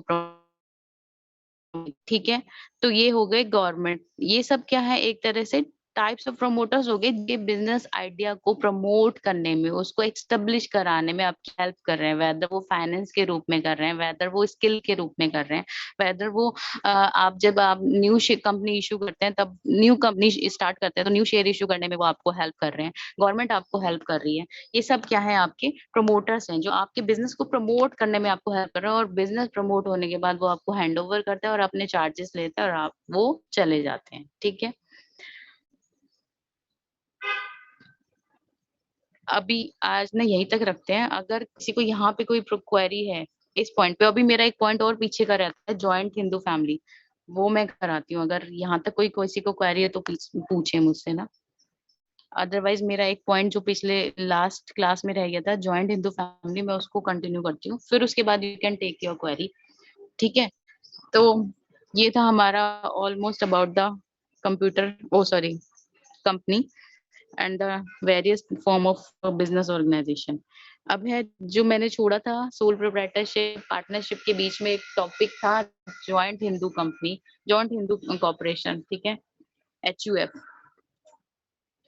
तो उसमें क्या है, इस पे जो आपका ज्यादातर HUF पे आता है ना, ये शॉर्ट नोट आता है, ये बेसिकली मोर इम्पोर्टेंट है इन इनकम टैक्स।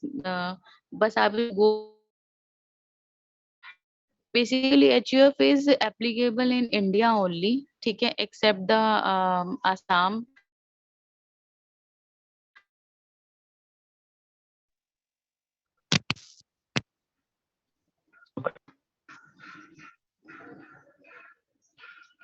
एक सेकेंड,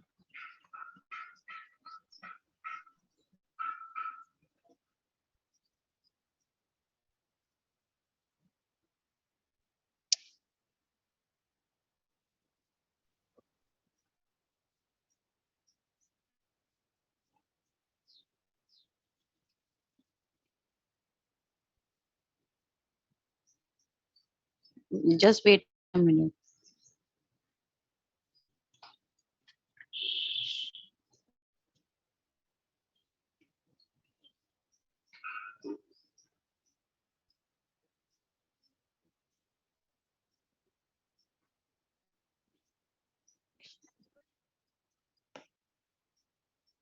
ठीक है, तो हम now move to the further topic, HUF joint Hindu family form. Joint Hindu family form क्या है कि जो जॉइंट फैमिली का कंसेप्ट है, it is in India only, और ये जो एप्लीकेबल हो रहा है ये इंडिया में ही एप्लीकेबल हो रहा है, except two places, Bengal and the Assam. ठीक है, ये दो टाइप का होता है, मिताक्षरा और दया भागा। ठीक है, Mitakshara is applicable in whole India except the Assam and Bengal, और Dayabhaga is applicable in Bengal and Assam. अगर हम आपके टॉपिक, इसको बुक रीडिंग ना करके मैं सिंपली से आपको समझाऊं, तो ये क्या सिस्टम है कि if there is a one person and his wife and there is a child also, तो 3 person होने के बाद आप HUF बना सकते हैं। ठीक है, जॉइंट हिंदू फैमिली बना सकते हैं। थ्री थ्री पीढ़ी तक के, मतलब आप आपके फादर एंड आपके फादर के भी फादर का आपका बिजनेस क्या रहता है, ये जॉइंट में रहता है। इसमें क्या है, आपका एक आपने जॉइंट, उसमें क्या है, इसमें आपको बेनिफिट ये हो कि there is a person in a joint Hindu family, it is your karta, then is your coparcener and third one is your मैर। ठीक है, जो करता है, करता क्या है, दो हेड ऑफ द फैमिली है। ठीक है, there is a grand father in your family, he is the head of the family, तो वो हम उसको क्या बोलते हैं, कर्ता बोलते हैं। ठीक है, तो वो सारे the whole decision is taken by the karta only, ठीक है। और जो करता है उसको किसी के डिसीजन लेने की जरूरत नहीं होती। ठीक, अब आप ये कहोगे कि ये सब हम क्यों कर रहे हैं जॉइंट हिंदू फैमिली, ये सब हम इसलिए कर रहे हैं क्योंकि ये हमारे को एक टैक्स में हमें गवर्नमेंट ने हमें एक वो दी हुई है कि एक जॉइंट फैमिली अपनी एचयूएफ बना सकती है, अपना पैन कार्ड रजिस्टर करा सकती है और अपनी रिटर्न भर सकती है। तो एक एचयूएफ एक इंडिविजुअल बॉडी हो जाता है, ठीक है। एचयूएफ एक अपने आप में एक पर्सन है, likewise a company is a person ना, तो HUF is also individual body. और उस इंडिविजुअल बॉडी के 3 मेंबर्स हैं, वो अपने आप को पैन कार्ड में रजिस्टर्ड कराएं और फिर वो अपनी इनकम टैक्स रिटर्न भर सकते हैं। अब जो करता है वही हेड ऑफ द फैमिली है, वही सारे डिसीजन टेकर होता है, ठीक है। और उसे डिसीजन लेने के लिए ऐसा नहीं है अदर मेंबर्स से पूछने की जरूरत है, क्लियर है। और इसके जो मेंबर्स होते हैं वो किसी भी जूनियर मेंबर को अपना क्या बना सकता है, मेंबर बना सकता है, ठीक है। अब जो सेकंड पर्सन है को पर्सनर, वो कौन है, एचयूएफ फैमिली में जितने भी बच्चे हैं वो सब किसके अंदर आते हैं, को पर्सनर के अंदर आते हैं, ठीक है। Whether they are a boy और a girl, even the girl is married और नॉट, ठीक है, वो उसके अंदर आएगी को पर्सनर के अंदर। अब जो मेंबर होते हैं वो मेंबर्स कौन होते हैं, daughter in law, son in law, ये मेंबर होते हैं। ये को पर्सनर्स नहीं होते, ठीक है। को पर्सनर्स होते हैं सिर्फ चाइल्ड, लेकिन चाइल्ड की आगे शादी हो जाती है फर्दर तो दे बिकम अ मेंबर, ठीक है। उनके जो स्पाउस हैं वो मेंबर्स में जाते हैं, whether it is a daughter in law और is a son in law, ठीक है। तो ये है आपकी। और जो अभी एक पर्सन है, सपोज एक गर्ल है, ही इज अ को पर्सनर विद हिज फादर एचयूएफ, ठीक है। अब वो शादी होके दूसरे पर्सन के घर चली गई है एज अ वाइफ, तो वहां पे वो क्या बन गई है, वहां पे वो मेंबर बन गई है, ठीक है। तो इसी तरह से इनके प्रॉपर्टी में राइट हो जाता है दोनों तरफ की, ठीक है, फादर की प्रॉपर्टी में भी और जहाँ पे वो एचयूएफ में मेंबर बनी है वहां पर भी। सेम मेल के लिए भी होता है, क्लियर। तो ये होता है। मीन्स आपको इसमें मतलब कुछ डीपली मुझसे पूछना है तो पूछ लो, वैसे इसमें ऐसा कुछ नहीं है कि आपकी बुक में इतना डीपली इसको पूछा जाएगा, ठीक है। तो हमें इसके बेनिफिट्स में आपको बता दूं, इसके बेनिफिट्स क्या हैं, कि इसके बेनिफिट्स क्या होते हैं कि जो होल बॉडी होता है उसको क्या हो जाता है, उसको इनकम टैक्स में बेनिफिट्स मिल जाते हैं। आपकी पूरे आपकी जो एसेट्स होती है वो एसेट्स एचयूएफ की होती है, उसकी एचयूएफ क्या कर सकता है, जो मेन मेंबर है, हेड ऑफ द फैमिली है, वो सबको सैलरी दे सकता है, ठीक है। अगर उसके पास किसी भी तरह की इनकम है, बिजनेस है, तो आप कोई रेंटल इनकम कर रहे हैं तो वो इस तरह से सैलरी बांट सकता है, ठीक है। और बस इसको बेनिफिट्स मिलते हैं। एक इंडिविजुअल बॉडी अलग से हो गई है आपकी इनकम के लिए, ठीक है। अगर आप एचयूएफ नहीं खोलते तो आपकी इनकम सिर्फ आपकी है, लेकिन अगर आप एचयूएफ खोल देते हो तो आपको 1 मोर पॉइंट मिल जाता है इनकम टैक्स बचाने का या फिर इनकम इंक्रीज करने का। ये बात समझ में आई? Yes sir. क्लियर है ना, समझ में आ रहा है? ये income tax point of view से ज्यादा क्लियर हो जाएगा, लेकिन आपको समझने में इतना भी सफिशिएंट है। अगर फिर भी किसी के पास कोई क्वेरी, वो मुझसे पर्सनली पूछ सकता है। पर्सनली मींस अभी ऑनलाइन। नहीं मैम, इसमें कोई क्वेरी नहीं है। एक बार ना जो आपका पहले वाला था प्रमोशन और एंटरप्रेन्योरशिप वाला, वो एक बार दोबारा समझा देंगे तो बढ़िया रहेगा। वो वाला ना थोड़ा क्लियर नहीं हुआ सही से। अच्छा, प्रमोशन क्या प्रमोटर। होता है? देखो, प्रमोटर क्या होता है? एंटरप्रेन्योर भी एक पर्सन है, प्रमोटर भी एक पर्सन है। अब एंटरप्रेन्योर ने, आप एंटरप्रेन्योर, आपने कोई न्यू आइडिया इनोवेट किया, ठीक है, आपने अब आपको वो करना है ना, आपका आइडिया कुछ भी था, अब आपने इतना सारा कुछ समझा है कि सोल प्रोप्राइटर है, पार्टनरशिप है, आपने सब कुछ सोच लिया कि मेरा आइडिया इज दैट और I will go through the with the form of partnership. मैं पार्टनरशिप के थ्रू इस आइडिया को करूंगा, मीन्स मैं पार्टनरशिप के थ्रू अपना बिजनेस करूंगा, ये मेरा बिजनेस है, ये मेरा बिजनेस का आइडिया है, ये मैंने को काम करना है। आपने बस सोचा है, ठीक है, अभी आपने वो काम इम्प्लीमेंट ही नहीं किया। तो जब तक आप इम्प्लीमेंट नहीं करोगे, you can't be a entrepreneur, ठीक है। सिर्फ सोचने से आप एंटरप्रेन्योर नहीं बन जाओगे, अभी आपको वो इम्प्लीमेंट करना है। तो as a promoter you need to be implemented, step by step implement करोगे कि मैं पार्टनरशिप फर्म में जा रहा हूँ तो मुझे अपने आप को पार्टनरशिप एक्ट के अंडर अपने पार्टनर के साथ अपने आप को रजिस्टर कराना है, अपना डिक्लेयर करना है कि व्हाट इज माय बिजनेस, क्या मेरा बिजनेस होगा, ये सब करने जा रहे हो। अब आप जब ये काम कर रहे हो, तो आप जब ये काम कर रहे हो, you become a promoter at that time, आप उस समय प्रमोटर बन जाते हो, ठीक है, कि आप अपने काम को प्रमोट कर रहे हो। लेकिन समटाइम इट्स हैपन कि जो एक एंटरप्रेन्योर है वो प्रमोटर वाला काम नहीं कर पाता, बिकॉज लैक ऑफ नॉलेज भी हो सकता है, लैक ऑफ फाइनेंस भी हो सकता है, बहुत सारी चीजों में। ठीक है, आप डॉक्टर हो तो आप जरूरी तो नहीं है कि आप इंजीनियर वाला काम कर लोगे, ठीक है, या फिर आप मैनेजमेंट वाला काम कर लोगे, तो आपको अपॉइंट करना पड़ेगा ना। तो आप क्या करते हो, आप खुद प्रमोटर ना बन के अपॉइंट कर सकते हो किसी भी पर्सन को एज अ प्रमोटर, फिर वो आपके बिजनेस को प्रमोट करने में हेल्प करेगा। ठीक है, आई बात समझ में ये वाली? यस मैम, आप आ गया समझ, ठीक है मैम। और एनी अदर क्वेरी इसी ब्लॉक में अभी मैंने और आपके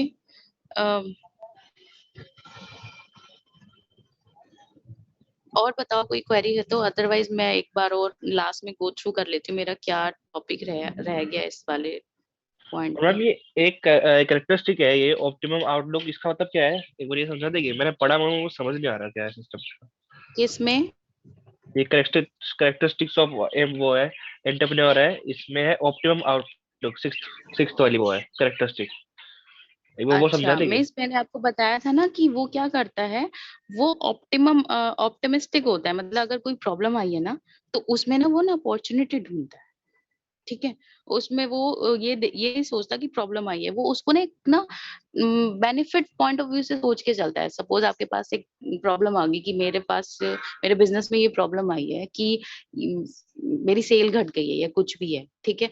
तो अगर नोकिया ने सोचा होता कि अगर मेरे को अपनी सेल बढ़ानी है, ठीक है, एक मैंने बोला था फोरसाइटनेट और ऑप्टिमिस्टिक, दोनों एक ही, मतलब दोनों को हम साथ लेके चल सकते हैं। अगर थोड़ा सा भी नोकिया फोरसाइटनेस होता, तो वो उसको पता चल जाता कि एंड्रॉयड मुझे क्या बेनिफिट देने वाला है, ठीक है। तो उसने उस एंड्रॉयड को बेनिफिट ना देख के उसे प्रॉब्लम मान के छोड़ दिया। लेकिन सैमसंग ने उसे, भले ही प्रॉब्लम है वो प्रॉब्लम कि हाँ मुझे एक नई चीज इंट्रोड्यूस करनी है, yes it is a problem, लेकिन उसने उसमें क्या देखी, अपॉर्चुनिटीज देखी। ठीक है, ऑप्टिमिस्ट वो होता है जो प्रॉब्लम्स में मोर अपॉर्चुनिटीज को निकाल लेता है। ठीक है, ओके मैम। मतलब वो कंसीडर करता है कि उसके पास और वर्क आ गया है। प्रॉब्लम इज, वो कंसीडर कर रहा है मेरे पास और वर्क आ गया, मेरे पास और अपॉर्चुनिटीज आ गई। ओके मैम, समझ आ गया।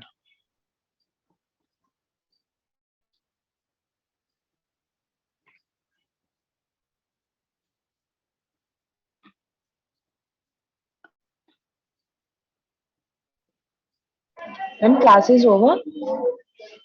नहीं मैम, मैं अगर किसी की क्वेरी नहीं है तो मैं थोड़ा सा और आगे इसको फटाफट वाइंड अप करती हूँ। अच्छा ठीक है, एक्चुअली अभी मैंने है मैम किसी को कोई अटेंडेंस लिंक यहाँ पे सेंड कर दिया है, तो ये लोग अपनी मार्क कर लेंगे अटेंडेंस। ठीक है, ठीक है। अब हमारा क्या है, जो ये था कि रजिस्ट्रेशन ऑफ अ कंपनी, मेरा ये पॉइंट रह गया था, मैं भूल गई थी इसको बताना कि कंपनी को कैसे रजिस्टर्ड करते हैं। हमें क्या करना पड़ता है रजिस्ट्रेशन करने के लिए, first we have to select a name. हमें अपना नेम सेलेक्ट करना होगा कि what is the name of company. तो वो मैम नेम के सॉरी लिए टू हमारे इंटरप्ट, पेज नंबर कौन सा है?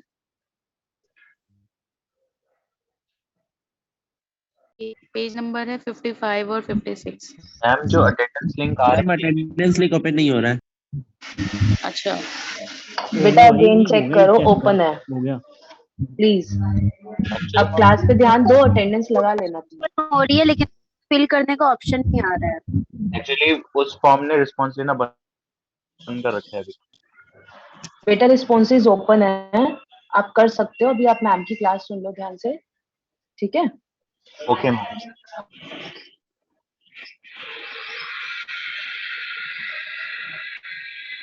ठीक है। तो हमारा क्या है कि हम कंपनी को कैसे वो करते हैं, स्टार्टअप करते हैं। अभी हम बिजनेस को स्टार्ट, प्रमोशन की बात कर रहे हैं ना, चाहे वो बिजनेस कंपनी का है चाहे वो पार्टनरशिप का है, तो उन सब के लिए ही ये पॉइंट्स ऑलमोस्ट अप्लाई होते हैं, लेकिन कुछ पॉइंट्स सिर्फ कंपनी के लिए अप्लाई होते हैं। तो हमारे को company registration of a company की बात कर रही हूँ ना, पेज नंबर 55, अगर आपको बुक से ही पढ़ना है तो तो हमें क्या है, selection of a name of the company. सबसे पहले हमने अपनी कंपनी का नेम सिलेक्ट करना होगा। तो नेम क्लोज के अंदर ये रूल्स है कि आपका नेम किसी और से रिजेंबल नहीं होना चाहिए, ठीक है। तो ये है।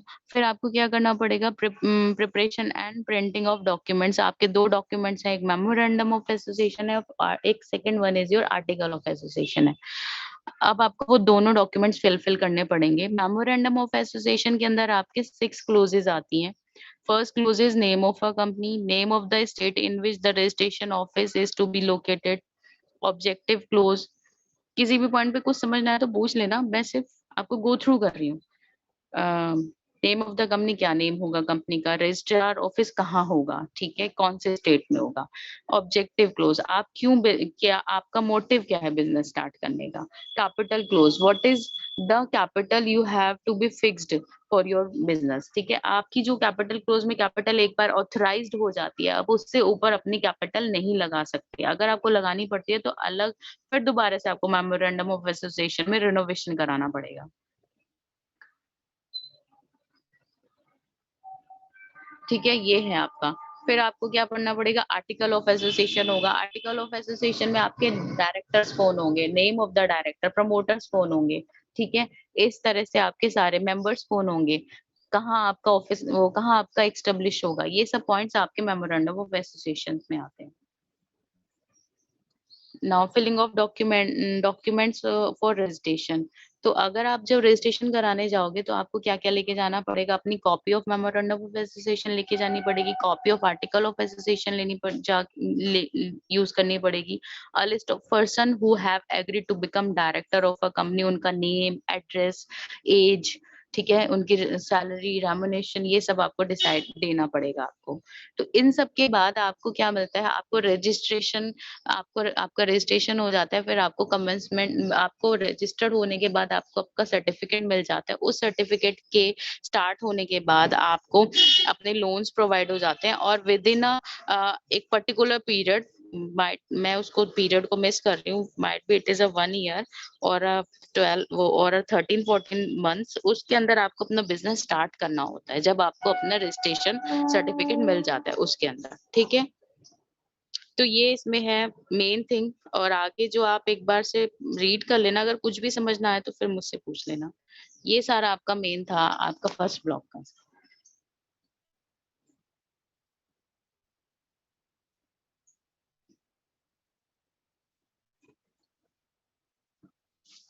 क्या, हाँ हाँ, रजिस्ट्रेशन री नहीं कराना होता, बस उसमें आपको रेनोवेट रिन्यू कराना होता है। सपोज आपने डायरेक्टर्स जो आपने नेम दिए, अगर आपको इन फ्यूचर डायरेक्टर्स चेंज होते हैं तो वहां पर भी वो नेम चेंज होते हैं। अगर आपका बिजनेस में कोई आपका बिजनेस कर रहा है, उसमें आप कुछ एडिशन करते हैं, फर्दर कोई बिजनेस उसमें ज्वाइन करते हैं छोटा सा भी, तो आपको पहले वहां पे इन्फॉर्म करना पड़ेगा। अगर वो परमिशन देते हैं तो आप करोगे। इसी तरह से ऑथराइज कैपिटल में भी आपने जो ऑथराइज कैपिटल से आपने वहां पे दी थी कि this is your authorise capital, in future अगर आपको एक्सपेंशन हो रहा है या कुछ भी हो रहा है तो आप ऑथराइज कैपिटल को भी चेंज कर सकते हैं, करवा सकते हैं। मतलब वो उसके लिए फिर वो वापस से ही वो लीगल फॉर्मेलिटीज पूरी करनी पड़ेंगी आपको, ठीक है। मतलब एक तरह से ये इजी टास्क भी नहीं है, पर ये ऐसा भी नहीं है कि ये टास्क बंद हो गया कि आप नहीं कर सकते।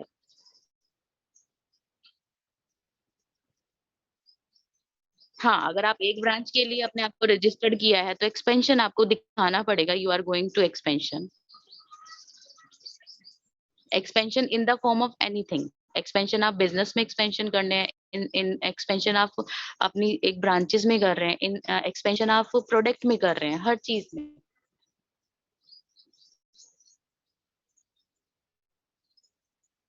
ठीक है, तो this is about our first block, जिसके अंदर बस अभी हमने यही गो थ्रू किया है कि बिजनेस क्या है और बिजनेस कितने टाइप से, मतलब कितने फॉर्म्स ऑफ बिजनेसेस हैं, ठीक है।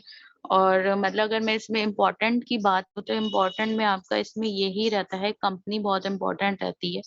कंपनी पे लॉन्ग क्वेश्चन इम्पोर्टेंट रहता है। शॉर्ट क्वेश्चन के फॉर्म में आपके जो पार्टनर प्राइवेट और पब्लिक कंपनी में डिफरेंस रहता है, ठीक है। अगर शॉर्ट फॉर्म में देखूं तो मैं आपका प्रोफेशन, एम्प्लॉयमेंट और बिजनेस में डिफरेंस रहता है। स्टिल मैं आपको एक बार स्टडी करके आपके पास ना ये पॉइंट्स बता दूंगी कि विच इज मोर इम्पोर्टेंट, ठीक है। स्टिल एक बार पुराने पेपर्स में एक बार देखकर आपको लास्ट क्लास तक मैं बता दूंगी आपको। मैम इस चैप्टर में एक ये टॉपिक रह गया ना, कोऑपरेटिव सोसाइटी वाला, लास्ट टॉपिक है शायद से इसके अगला। कोऑपरेटिव सोसाइटी, ये तो मैंने आपको बताया ना कि रजिस्ट्रेशन कराने का तरीका ही तो है। ये टॉपिक तो मैं कोऑपरेटिव सोसाइटी में आपको बता चुकी हूँ, लेकिन अभी मैं कंपनी भी जैसे आपको बता चुकी हूँ, तो कंपनी को रजिस्टर कराने के लिए क्या क्या फॉर्मेलिटीज करनी पड़ेंगी, इसी तरह से कोऑपरेटिव सोसाइटी को रजिस्टर कराने के लिए क्या क्या करना पड़ेगा, ये वही 2-3 पॉइंट्स हैं। आपको अपने ठीक है। रजिस्ट्रार ऑफिस में जाना पड़ेगा, कंपनी एक्ट के अंदर अपने आप को रजिस्टर कराना पड़ेगा। इसमें कुछ वो ही पॉइंट्स होंगे, कुछ अलग होंगे, तो कंपनी से थोड़े बहुत अलग होंगे, क्योंकि इनका भी मोटिव क्या है, सर्व करना है, कंपनी का भी मोटिव सर्व करना है। ये भी एज अ कंपनी तो वर्क कर रहे हैं, ठीक है। कुछ इसके अलग पॉइंट्स होंगे, वो आप इसको एक बार खुद से गो थ्रू कर लेना। Cooperative society is not a topic here. 4.4.4 पूछ रहे हो ना आप, ये कोई अलग से टॉपिक नहीं है। ये सिर्फ ये है कि कोऑपरेटिव सोसाइटी को रजिस्टर कराने के लिए क्या क्या करना है। हमने कोऑपरेटिव सोसाइटी इससे फर्स्ट चैप्टर में जस्ट किया था, जिसमें हमने टाइप्स ऑफ कोऑपरेटिव सोसाइटी भी किया था। यस मैम, ठीक है। ठीक है ना।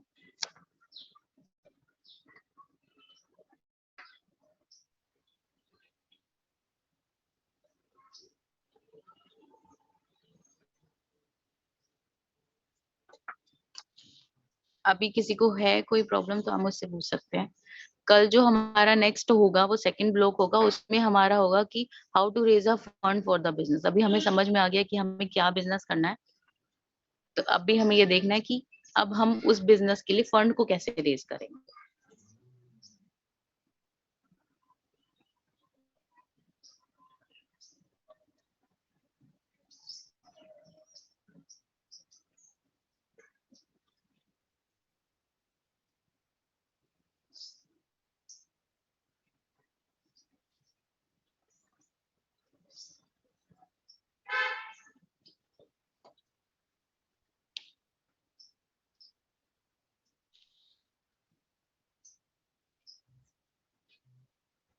पार्टनरशिप डीड के बारे में आप क्या पूछ रहे हो? जैसे कंपनी को रजिस्टर कराने के लिए हमें memorandum of association, article of association